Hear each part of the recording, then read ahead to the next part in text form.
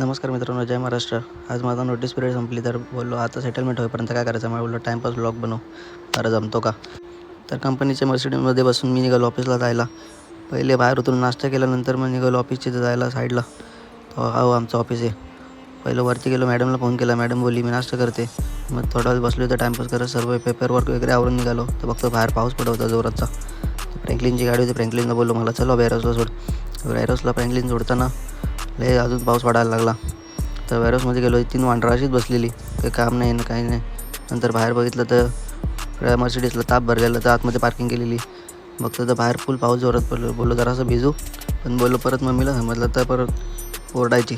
मग बोललो थोडासा भिजून बघू. तर बघतो नुसती डोल्यात टिपके जायला लागले. बोललो नको बाबा, एवढं डेंजर आहे. लय जोराचा पाऊस होता. मग सिजोची गाडी पकडून निघालो आम्ही परत कॅम्पला जायला, कारण अर्ध्या दिवसांनी सर्वांना सुट्टी दिलेली.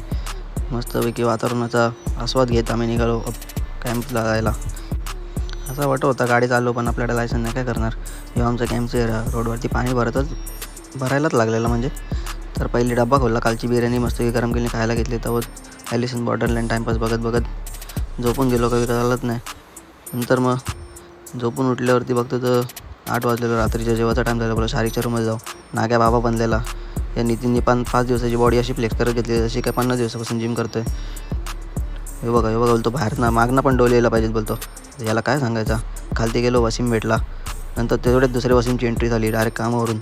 बघतो ते झालेला रडायला पूर्ण. बोलतो 5 से 8 ड्युटी करवाय बाई. तेवढ्यात खाननी कोणतं तरी हुसकावून टेबल आणले 2. नंतर मग तेवढ्यात नितीन प्लेट घेऊन आला. लगेच पोरांनी कॉटन किंगची चादर टाकून टेबलावरती जेवण खोलला.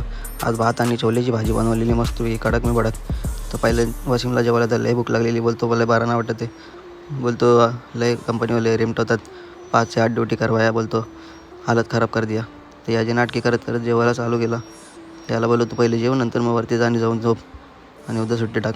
स्टारबक्सच्या बाटलीत पाणी पिऊन आम्ही कॅम्पच्या गेटाजवळ पाणी भरलं. त्या दादांनी 2 विटा टाकलेल्या, त्याच्यावरती आम्ही मारेवसारख्या उड्या टाकून गेलो. मग पुढं तर आम्ही पोचलो मॉलमध्ये. मग आपण rich creamy traditional Indian dessert made by slowly simmering full fat meal content until the thickness forming layers of cotton cream and then sweating into the sugar and flavor it with saffron and nuts.